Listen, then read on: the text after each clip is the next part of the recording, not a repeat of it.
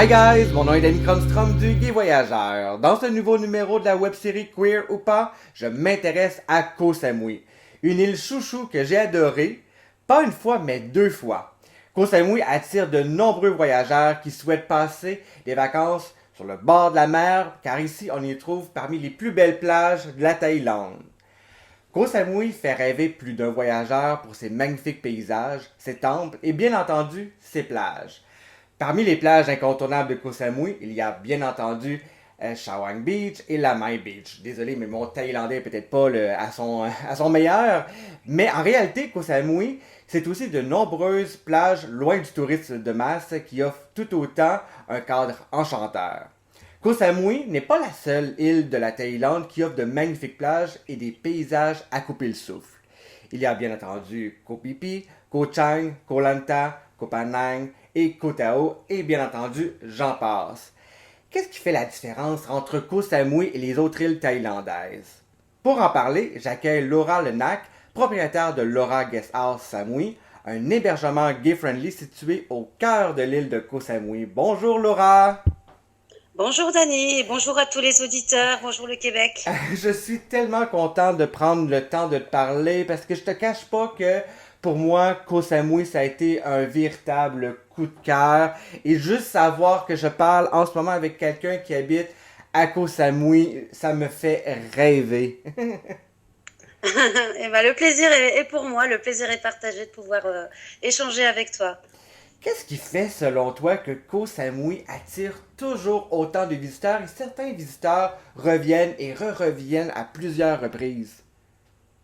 Alors, moi je dirais en priorité, c'est quand même la joie de vivre des Thaïlandais, leur gentillesse, leur sourire, cette notion de service qu'on a perdue dans certains pays. Ils sont toujours là pour vous rendre service, pour prendre soin de vous. Sans parler forcément voilà, des super belles plages. Le décor est fabuleux, fantastique. C'est très verdoyant, énormément de cocotiers partout. C'est une île magnifique. Et pour se renchérir à qu'est-ce que tu dis là, je vais te donner un exemple qui m'est arrivé directement à Koh Samui. Euh, en septembre dernier, j'y étais. Je prends mon scooter avec mon conjoint, chacun avec son scooter. On va dans un Mhm. restaurant, c'est génial, il fait bon, la nourriture est bonne, et etc. Et pour une raison que j'ignore, c'est pas une question d'essence, mon scooter ne fonctionne plus, c'est la batterie. Et il y avait tellement du monde autour qui voulait m'aider et sans aucune attente. Parfois, quand on veut C'est ça. aider les gens, parfois on a une attente, mais là, ce n'est pas le cas et j'ai trouvé ça tellement beau ce côté-là. Donc, je trouvais que ça donne un bon exemple de la réalité de Koh Samui. Exactement, exactement. Les gens sont vraiment très chaleureux. Absolument. Et l'avantage, ouais. Et l'avantage aussi de Koh Samui, c'est qu'il y a un aéroport. On peut être à 1h10 de Bangkok. Le vol est direct. Donc c'est très rapide. Contrairement Absolument. à d'autres îles qui n'ont pas d'aéroport. Puis certaines îles comme Koh Tao, par exemple, faut passer par Koh Samui pour s'y rendre. Tout à fait. Il faut Absolument. prendre le bateau. Pour un voyageur qui Et ne pour connaît pas beaucoup la Thaïlande, comment pourrais-tu décrire Koh Samui? Parce que ça reste que Koh Samui est un peu différente par l'atmosphère des autres îles, mais aussi, bien entendu, du reste du pays. Alors, il faut savoir que Koh Samui, c'est une île donc déjà très verdoyante, comme je te disais tout à l'heure. Et au centre de l'île, c'est très montagneux. Il y a la jungle, c'est très très sauvage. Et on va dire tous les resorts, les hôtels sont plutôt en bord de plage. Donc si on veut s'aventurer, vous prenez votre scooter, vous aventurez au petit bonheur la chance. Vous Mhm. avez la route qui traverse du nord au sud toute l'île dans la jungle. C'est vraiment magnifique. Et ça, y a pas beaucoup d'îles qui peuvent le proposer. On a des coins, on a des plages désertes. Il y a encore des coins sauvages avec des plages Absolument. désertes sur le sud et l'ouest de l'île. Et ça, c'est vraiment fantastique pour ça. On trouve de tout en fait à Koh Samui. Il y en a pour tous les goûts. Si on veut de la ville, il y a de la ville. Si on veut de la nature, il y a de la nature. C'est ça qui est vraiment génial. C'est incroyable. Puis je crois que ça fait 2 ans, 2 ans et demi que tu habites Koh Samui. Tu C'est ça. as eu le temps de faire une grande partie de ton île paradisiaque. Pour une personne Oui. qui n'a jamais visité Koh Samui, il y a bien entendu des belles plages classiques. Mais toi, quelle plage que j'ai nommée tantôt, mais toi, quelle plage que tu préfères faire? Alors moi, je préfère les plages du sud, hein, le sud et l'ouest, hein, puisque ce sont des plages où il y a pratiquement personne, hein, l'eau elle est turquoise Hmm. et il y a vraiment très peu de touristes. Les touristes en général vont pas jusque là-bas. Ils restent plutôt sur les plages de La Maille et Chawannes qui sont aussi jolies, mais c'est complètement différent. C'est Là-bas, plus on a de touristes. l'impression sur ces plages du sud d'être seul au monde, hein. Mhm. Ah, ça fait du bien. Puis j'ai l'impression de décrocher plutôt qu'être dans les endroits où il y a le tourisme de masse, dans les plages aussi que ça attire C'est ça. énormément du monde. Moi, j'ai une préférence à aller découvrir un petit peu le backcountry de ces plages-là, un petit peu hors tourisme. Voilà, il faut savoir que le sud et l'ouest de la Thaïlande est plus authentique. Comme il y a moins de resorts, il y a plus d'habitations typiquement thaïlandaises et les habitants thaïlandais vont plutôt se situer dans cette partie-là de l'île. Hmm. Personnellement, initialement, quand je suis allé pour la première fois à Koh Samui, j'associais Koh Samui à des plages idylliques. Mais Koh Samui, c'est pas que des plages. Oui, bien entendu, c'est l'attrait probablement numéro un. Mais pour quelqu'un qui n'a jamais visité Koh Samui, quels sont les autres attraits touristiques qu'il faut faire absolument lors d'une première visite? Alors, il y a des cascades. Il faut savoir qu'il y a à peu près 5 cascades dans l'île, un petit peu partout, surtout au cœur de l'île, assez sauvages, qui sont magnifiques à faire.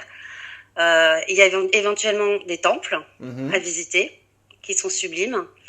Il faut pas hésiter aussi d'aller sur les marchés locaux, qui Absolument. vendent des fruits et légumes qu'on ne connaît pas, qu'on peut découvrir, ils vont nous faire goûter. C'est vraiment extraordinaire. Et puis de se plonger dans la culture thaïlandaise. On peut faire également de la méditation. Mhm. Il y a également une rhumerie Ah qui fait oui. du rhum local. On peut faire des dégustations pour ceux qui seraient intéressés. Il y a aussi le Euh, Fisherman Village. du Le Fisherman Village. Le... Exactement, il y a Fisherman Village. Mhm. Alors, on va dire, il y a deux pôles. Il y a le Fisherman Village, mais il n'y a pas de pêcheurs. Non, absolument. C'est plus une petite rue commerçante avec des jolies petites boutiques. Et par contre, sur le sud-est de l'île, il y a un vrai village de pêcheurs avec un marché de poissons ouvert tous les jours. Ça, c'est plus authentique. Voilà, on y voit même parfois du thym, on voit Oh. des choses on n'a pas l'habitude de voir sur nos étals, soit en Europe, aux États-Unis ou au Canada. Ça doit quand même surprendre. La Thaïlande est Oui, reconnue mondialement pour être une destination gay-friendly. Lorsqu'on associe la tout à fait. Thaïlande, il y a bien Bangkok, Chiang Mai, Phuket, mais aussi, bien entendu, Koh Samui. Avec la situation actuelle de la COVID, quels sont les défis dans les prochaines années, dis-je, afin de dynamiser le tourisme, mais aussi le tourisme LGBT? Alors, moi, je dirais que pour l'heure, on n'a pas trop de visibilité à court terme, puisqu'ils attendent de voir un petit peu comment évolue le Covid dans le monde. Donc, pour l'instant, ils ne prennent pas vraiment de décision. Mhm. Par contre, tout ce que je sais, c'est que la municipalité de Koh Samui tend à monter en gamme l'île de Koh Samui. Donc, ils ne veulent plus, par exemple, de backpackers et d'auberges de jeunesse. Ça, Ok. c'est des choses qu'ils veulent plus. Ils veulent vraiment monter un peu en gamme. Ah, quand même, c'est intéressant. Pour peut-être Ouais, que ce type de tourisme-là, il ira peut-être à Koh Phanang, par exemple. Est-ce que je me trompe? exactement, Parfait. exactement. Parfait. Voilà, mais ils veulent pas que Koh Samui devienne voilà, repère de backpackers. Comment qu'on pourrait attirer davantage de touristes homosexuels sur l'île de Koh Samui? Comment qu'on peut faire pour faire connaître davantage Koh Samui aux yeux des touristes LGBT? Alors moi je dirais ça va dépendre de chacun en fonction de ses envies de vacances. Mhm. Il y a des gens qui vont préférer la nature, donc ils vont pas avoir besoin d'aller dans des barguets, et d'autres qui vont préférer les sorties nocturnes et se retrouver. Donc ces gens-là, je leur dirais plutôt d'aller vers Shaweng, puisqu'il y a quelques barguets qui sont très Absolument. sympathiques. Mhm. Voilà. Et bon, par contre, malheureusement, mon grand regret, il n'y a pas de plage gay à Koh Samui, Absolument pas, mais typiquement ça gay. reste que c'est une île en soi, peu importe qu'on est au nord, au sud, à l'est ou à l'ouest, Exactement. c'est une île en Exactement. soi.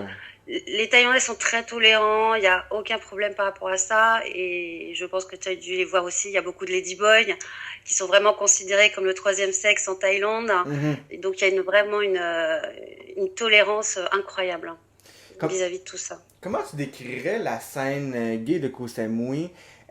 Bon, tu as fait mention comme quoi qu'il n'y a pas de plage, effectivement. Il y a des bars, mais aussi d'autres types d'établissements, comme le tien, le Laura Guest House, qui attire une clientèle LGBT. Comment tu pourrais décrire la scène gay-friendly de Koh Samui? Alors, je dirais que voilà, comme je te disais, il y a quelques bars gays, mais on va dire que la majorité des endroits sont plutôt gay-friendly. Je sais qu'il y a un resort 100% gay qui organise des pool parties qui s'appelle l'Alpha Gay Resort. Mhm. Et j'ai un ami gay qui tient un très joli salon de massage. Il parle parfaitement le français. Il est thaï. Donc, je vous encourage à aller le voir si vous venez à Koh Samui. Il s'appelle Urban Thai Massage. Mhm. Il est sur Shaweng. Euh, Et sur la maille, il y a le Morito Lab où j'aime beaucoup aller prendre un bon Morito parce qu'ils sont excellents. Peut-être que je rentre un petit peu dans ta vie personnelle, mais quels sont tes coups de cœur personnels? Je sais que tu habites là depuis 2 ans et demi. T'as eu la chance de voir, bien entendu, de ton île. Il y a d'excellents restaurants, il y a des lieux incroyables, mais personnellement, quels sont tes coups de cœur, tes bonnes adresses incontournables à faire? Ah, alors moi, les bonnes adresses, c'est les lieux qui ne sont pas touristiques, forcément. Ça va de pair. Voilà, c'est des petits restaurants sur la plage le soir où vous dînez les pieds dans le sable. Il y a très peu de monde. C'est le petit restaurant familial, voilà, tenu par une famille de Thaïlandais qui va vous cuisiner de la bonne cuisine, voilà, fait avec amour. Mhm. C'est des petites plages désertes. Voilà, c'est tous les petits coins en fait. Quand on habite Koh Samui, on aime bien aller justement ou se balader dans la jungle.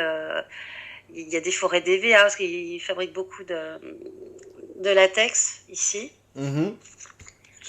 avec la coco. Voilà, donc Absolument. j'aime bien les flâner dans les petites ruelles, dans les petits coins reculés. C'est ça, depuis tantôt, tu parles de ton île et ça me fait replonger dans des beaux souvenirs. Merci, c'est vraiment apprécié. Avec la situation que l'on vit, qu'elle est unique, elle est particulière, il y a eu le contexte de la COVID qui est rentré dans nos vies, qui va nous Mm, quitter un jour, assurément. Je pense que tous les voyageurs ont hâte de reprendre les vols et redécouvrir des coin de paradis. Selon toi, où se dirige l'avenir de Koh Samui? Est-ce que tu la vois positivement, négativement? Quels sont tes souhaits personnels, tes rêves pour l'avenir de Koh Samui? Ah bah déjà, mon premier souhait, c'est que les touristes puissent revenir, forcément, Mhm, parce que l'île est un peu vide en ce moment, on ne se cache pas. Et les familles thaï ont vraiment besoin des touristes. Je parle de Koh Samui pour voilà, nourrir leur famille. absolument, ça a un Donc, impact immense. Oui. ouais. Donc vraiment, j'attends impatiemment le retour des touristes. Et puis bah, l'île se développe, ils refont les routes, ils refont les infrastructures. Tu dois te souvenir que les fils électriques sont apparents, ils comptent les Mhm, enterrer dans quelques années. Mais bon, mhm, ça fait le charme aussi, je dirais, de l'île. Donc voilà, au niveau infrastructure, ils commencent à vraiment tout réparer. Par contre, le souhait que j'aimerais qu'ils arrêtent de construire en fait à outrance voilà, que les promoteurs arrêtent de construire surtout sur Shaweng. Ça, mhm. il faut pas détruire autant l'île, hein. Après, je pense qu'il faut, voilà, il faut bien doser. Faudrait pas que ça devienne une espèce de Cancun au Mexique version thaïlandaise avec des Mm, hôtels à 20 c'est étages, ça. etc. Je suis d'accord, ça perdrait le charme unique de Koh Samui, là. Tout à fait, tout à fait. Il y a 2 ans, si je me trompe, tu as fondé le guest house gay friendly Laura Guest House Samui.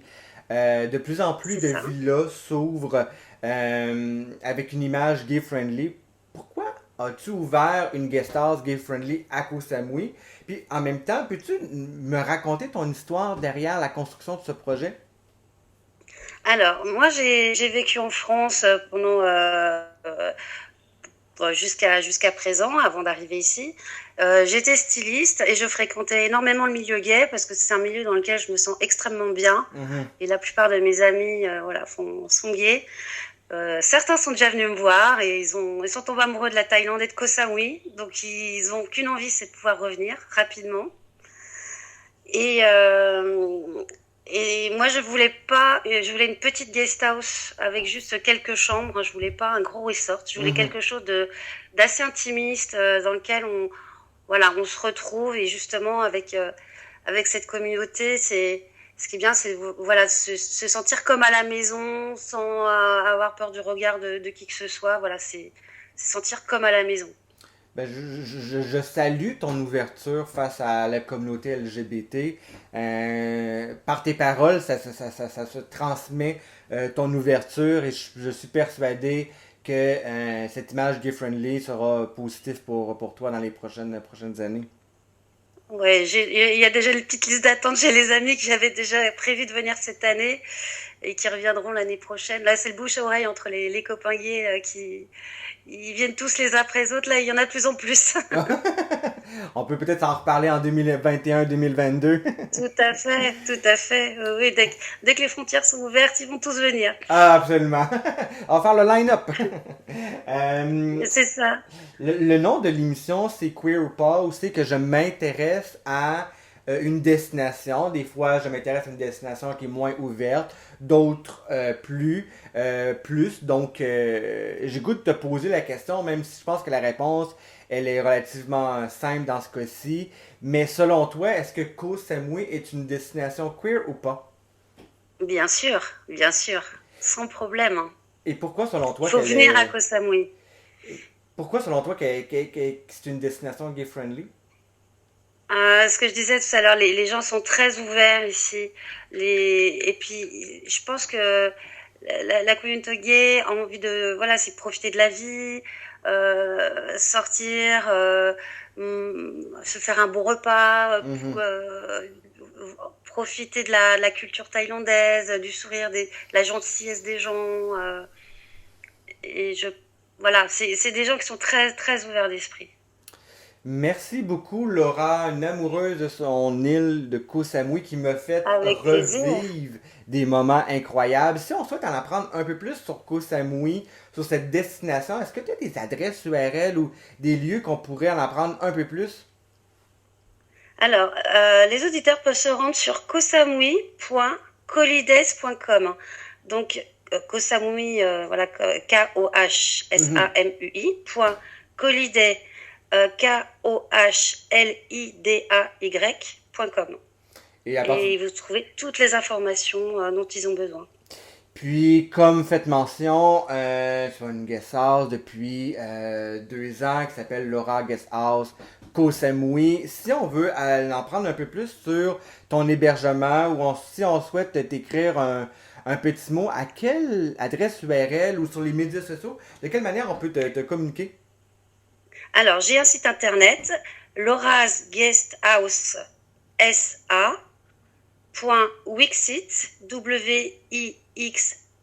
wixsite.com. Là, vous aurez toutes les photos, tous les tarifs. J'ai également une page Facebook, Mhm. Laura's Guest House Samui, et j'ai un compte Instagram où j'aime bien publier les photos des endroits où j'aime bien aller dans l'île. Donc, c'est une Donc, il bonne y aura un petit façon. plus.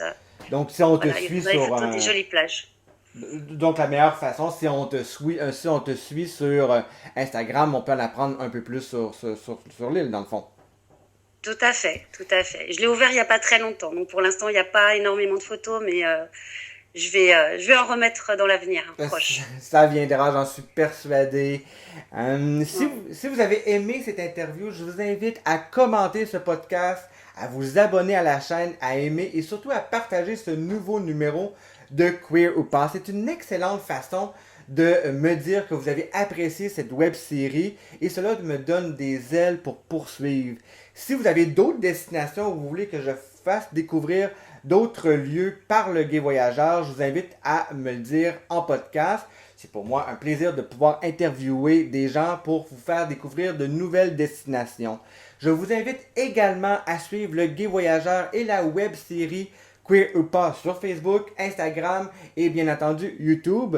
Et bien entendu, il y a aussi les sites internet du gayvoyageur.com et de Queer ou pas. Merci beaucoup Laura, ça a été un réel plaisir.